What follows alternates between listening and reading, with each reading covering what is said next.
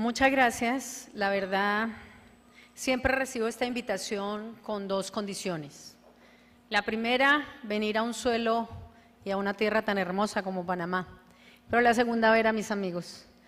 Gracias a todos ustedes, magistrado Abel Zamorano, Enrique, Cristina, y todos y cada uno de los que han participado en la organización de estas jornadas del Instituto Colombo Panameño, que hace parte del Instituto Colombiano de Derecho Procesal.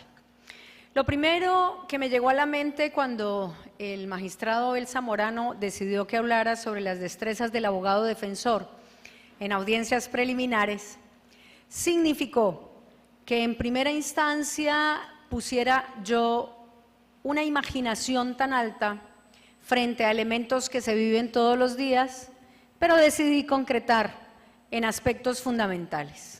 Lo primero, a nosotros siempre nos han vendido la idea de que el sistema acusatorio es un sistema lejano a nuestra composición étnica y parte de nuestra rareza se genera por el sistema de la oralidad. Creo que aquí yo tengo que hacer una reflexión y pedirles a ustedes que piensen que inclusive nuestros antepasados fueron eminentemente orales. Toda nuestra jurisprudencia, nuestra legislación y nuestra doctrina llega de otras esferas y de otros países. ¿Quién no ha hablado de un código civil francés? ¿Quién no ha hablado de un código penal con influencia alemana? Y aquí Jordi está para confirmárnoslo. ¿Quién no ha hablado de la influencia total de España en nuestras regiones? Pues bien, somos efectivamente una construcción, yo diría multicultural, frente al derecho. Y ahí es donde quería yo hacer énfasis para mostrarles cuáles son las destrezas de un abogado defensor en audiencias preliminares. Lo primero, ponernos de acuerdo en qué significan las audiencias preliminares. En Colombia, en particular, las audiencias preliminares son aquellas que están dadas en fase de investigación, e inclusive de indagación antes de la investigación, y que permiten tomar ciertas medidas ante un sistema que se ha elaborado, creo yo, con la mayor protección de garantías, y este es un punto para recobrarle al sistema acusatorio. Y entonces, si decimos que las audiencias preliminares tratan de solucionar aspectos neurálgicos puntuales sobre elementos fundamentales, tenemos que decir que la mayoría de audiencias preliminares van a tratar sobre aspectos especiales. Medidas de aseguramiento, allanamientos, solicitud de medidas cautelares, posibilidad inclusive de hacer búsqueda selectiva en base de datos, interceptaciones telefónicas, y podría mencionar todas las audiencias preliminares que están constituidas en nuestra legislación penal colombiana.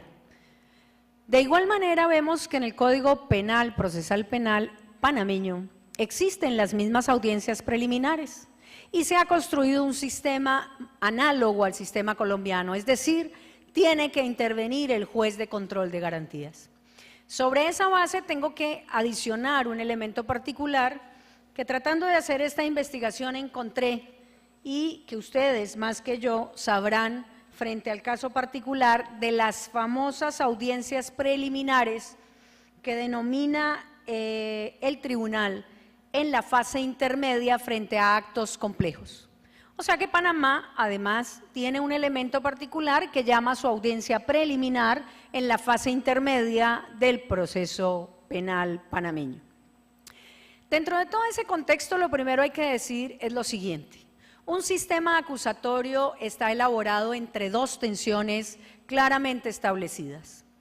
El derecho fundamental, que es la primera y el primer baluarte del sistema acusatorio, que se ve en juego frente a una acción penal, y aquí, en particular, tenemos que poner entonces al defensor en toda la actividad correspondiente. Y dos, obviamente, ¿cuál es la finalidad de generar un esquema acusatorio y dentro del principio de la oralidad? Y me permito llamarlo principio de la oralidad porque es que la oralidad encierra todos los principios procesales convencionales y constitucionales. Esos principios constitucionales y convencionales significan el principio de inmediación, el principio de publicidad, el principio de legalidad y obviamente el máximo principio de contradicción en sus dos esferas. Si esto es así, ¿cuál sería el punto principal que podríamos ver en las destrezas de un abogado? Primero y antes que nada, siempre lo digo en los cursos de especialización y maestría de la Universidad Externado porque me parece fundamental, es entender que el abogado defensor tiene en sus manos el derecho sagrado de defensa de un cliente que ha sometido a él su confianza. Y sobre esa base tenemos que partir de un elemento necesarísimo en un sistema como este.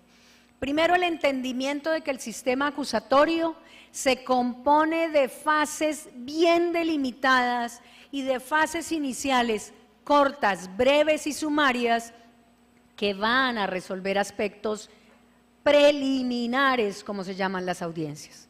Esto nos lleva a un punto clarísimo. La primera destreza del abogado, además de entender que el derecho de defensa es un derecho absoluto frente al cliente, es entender que el sistema acusatorio ha parcelado estas audiencias para focalizar allí la primera concepción de destreza de un abogado defensor. Primero, identificar qué clase de audiencia tengo frente a la defensa de mi defendido y segundo, dirigir todos mis esfuerzos frente a esa audiencia en concreto.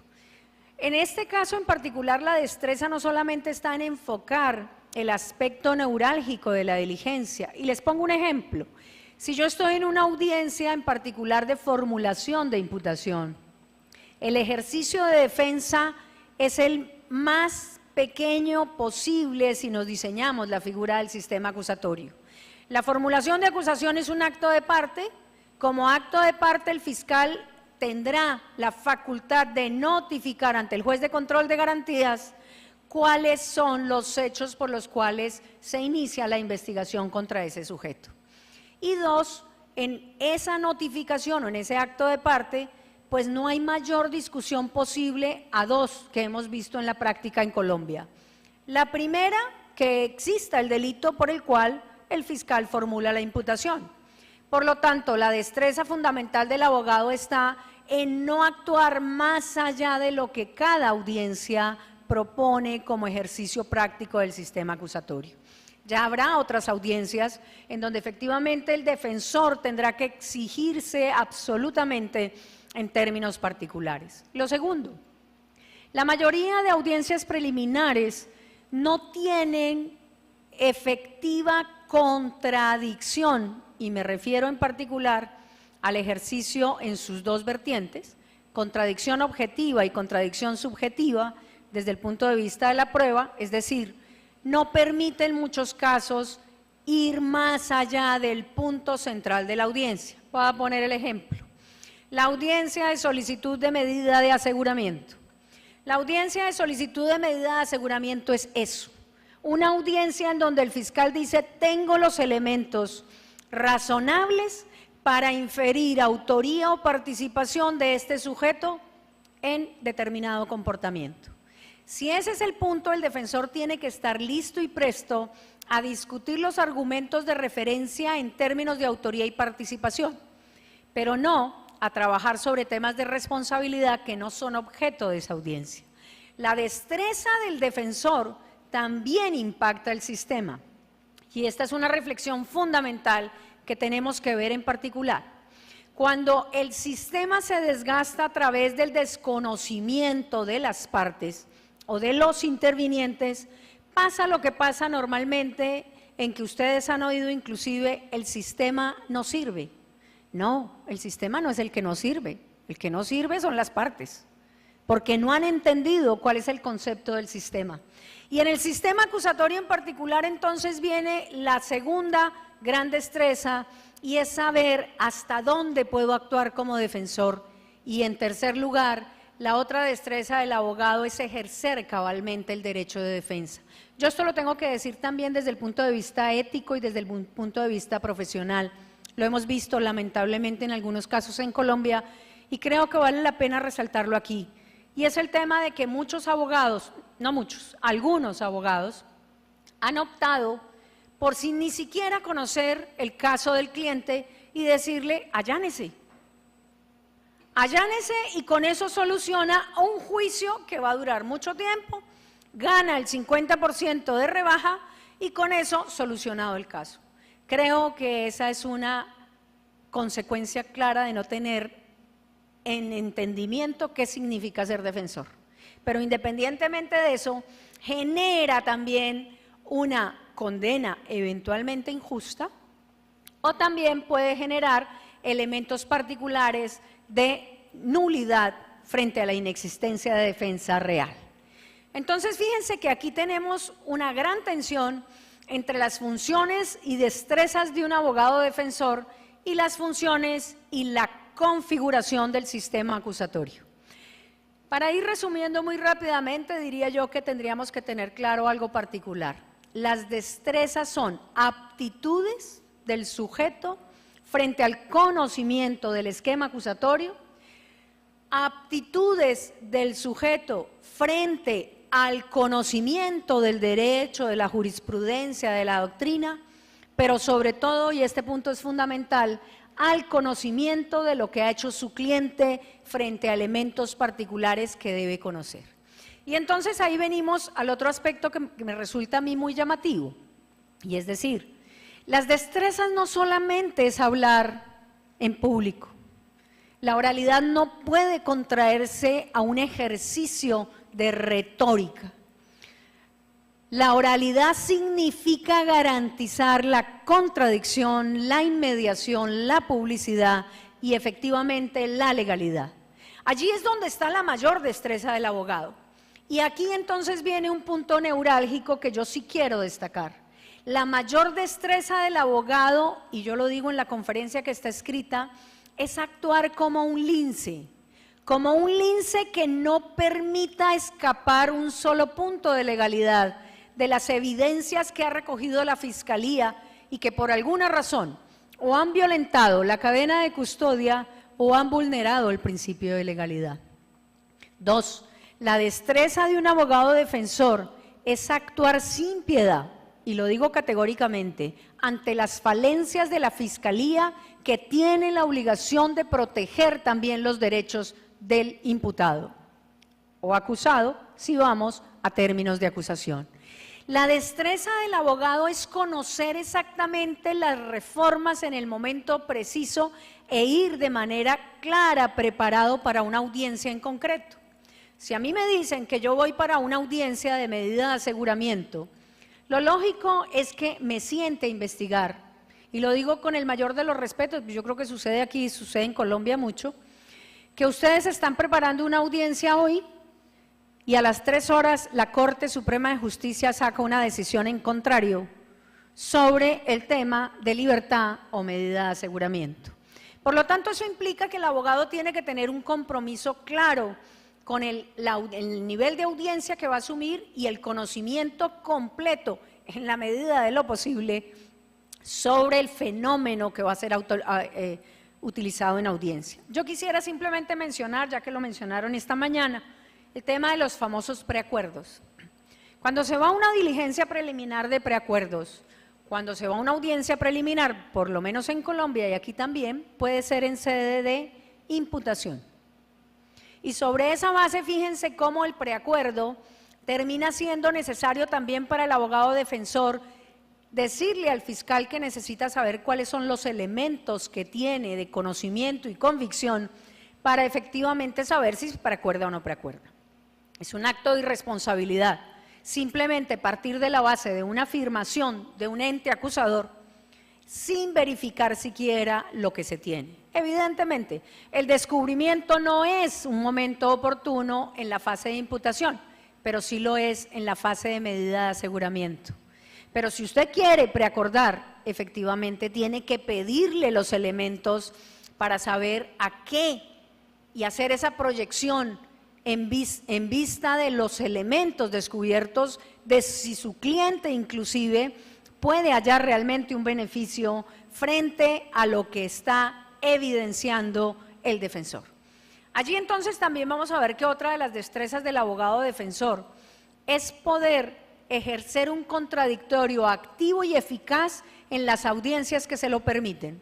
Y entonces el abogado tendrá que ir lleno de elementos, inclusive haber hecho una investigación previa sobre elementos que puedan descargar en un momento dado la inferencia razonable de esas audiencias preliminares, en donde permita la participación de la defensa, porque también es claro que hay audiencias preliminares en donde el defensor no puede estar. Por ejemplo, la solicitud de interceptación, de interceptación telefónica de manera previa para hacer una medida de injerencia en las comunicaciones del sujeto que está defendiendo. Allí entonces vamos a ver cómo el defensor deberá, frente a estos elementos, también tener lista la contraargumentación, que no será probatoria porque no se ha practicado en juicio público, pero que sí será un elemento de convicción para que el juez evalúe, analice y resuelva con base en esa corta, pequeñísima confrontación que hace efectivo el derecho de contradicción. El defensor no puede quedarse como invitado de piedra.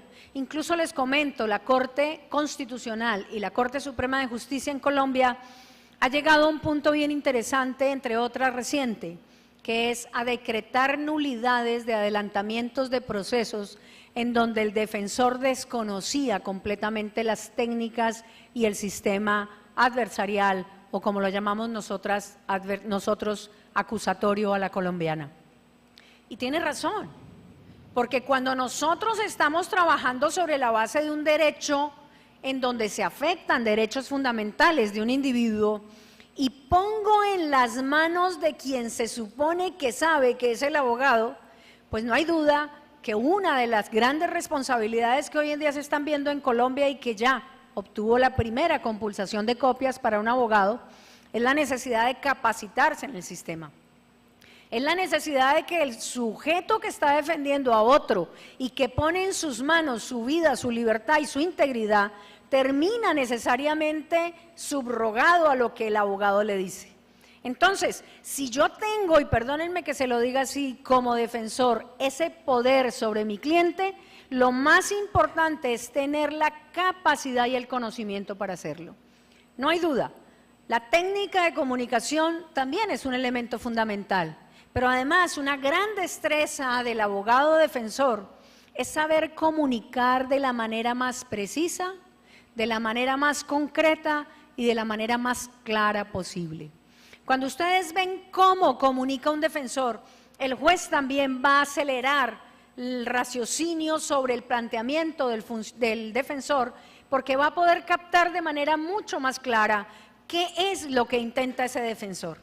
Entonces, otra gran destreza del defensor es la comunicación, pero la comunicación en términos jurídicos con el funcionario que va a decidir.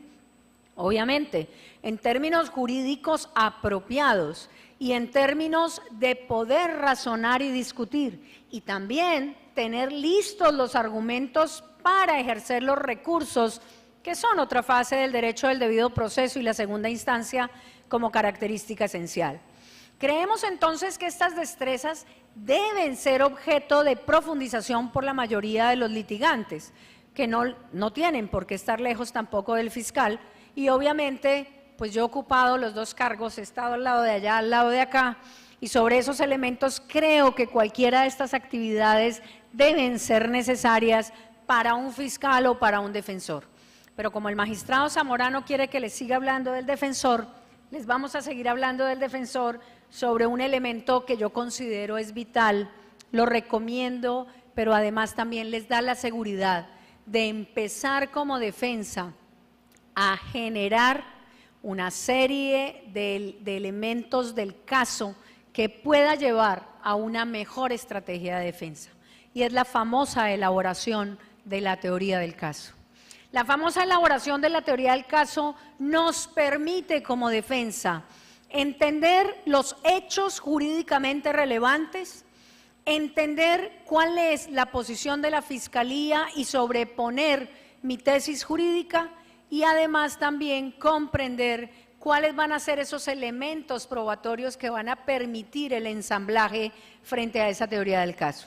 Si nosotros tenemos la teoría del caso con claridad sobre los hechos jurídicamente relevantes, podremos también estructurar una defensa adecuada proponiendo inclusive elementos y material de conocimiento que me permita decir por qué sí o por qué no es acertada la posición jurídica o el supuesto jurídico de la Fiscalía.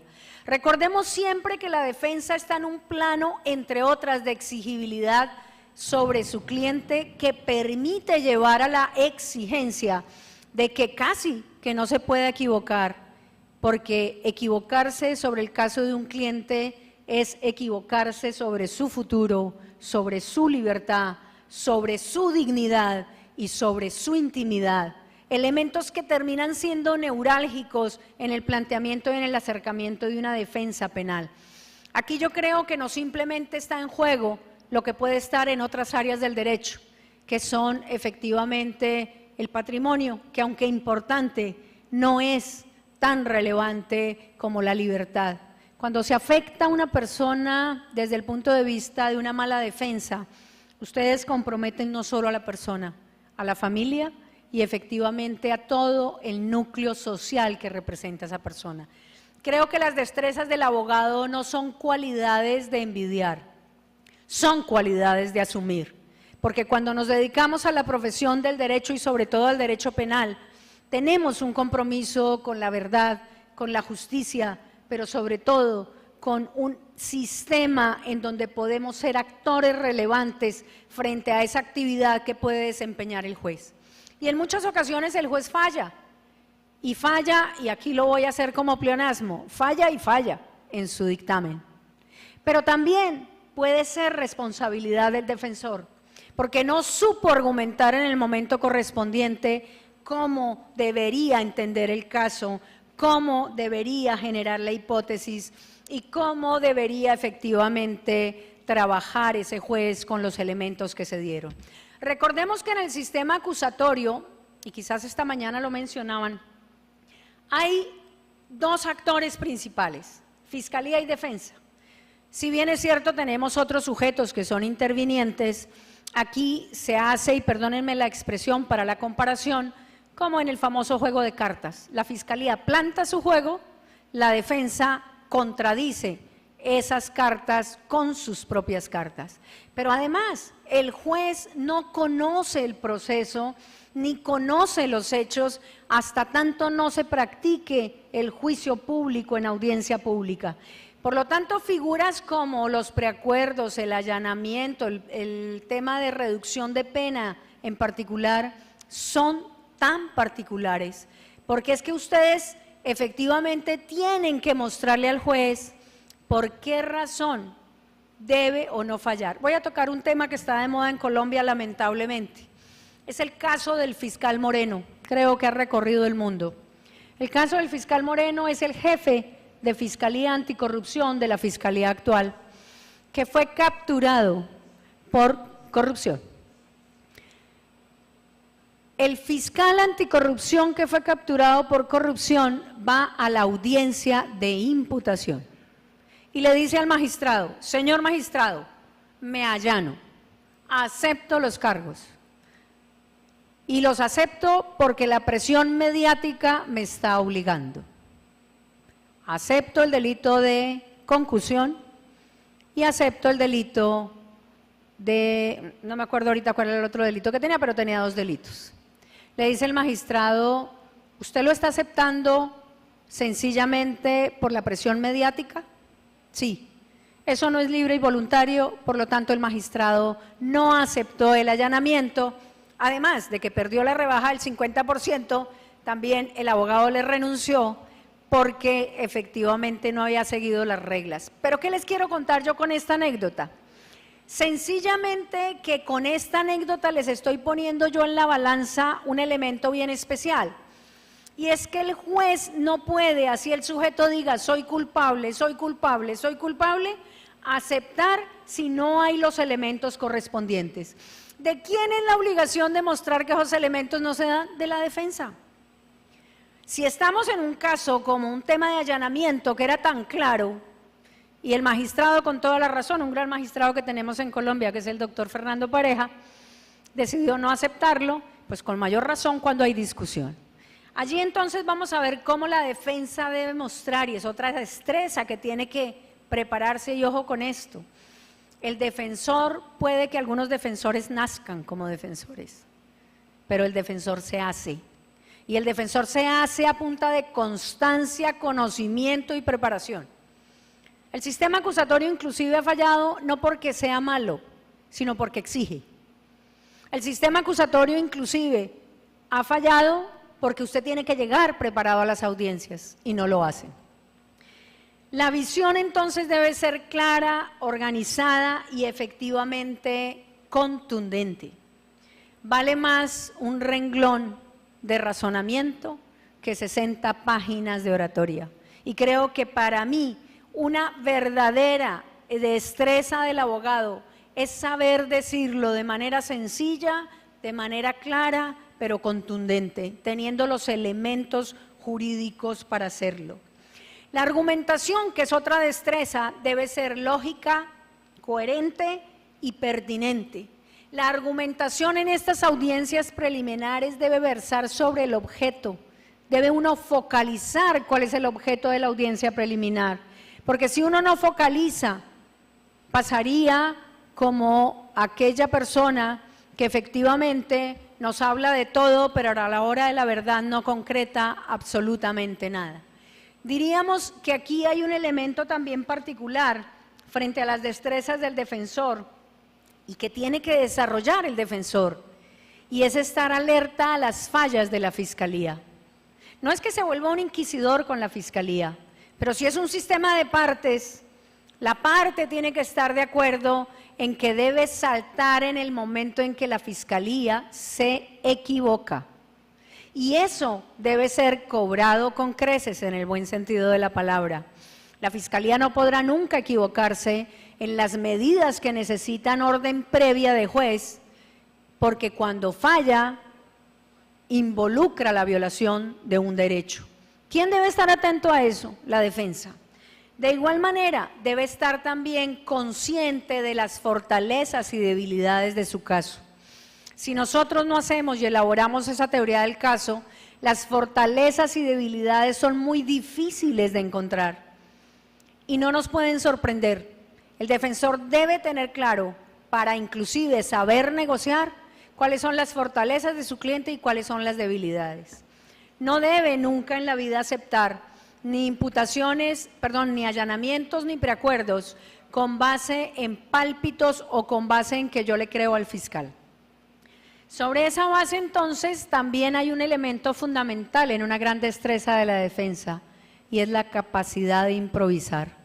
Pero la capacidad de improvisar solo se logra cuando se tiene el conocimiento.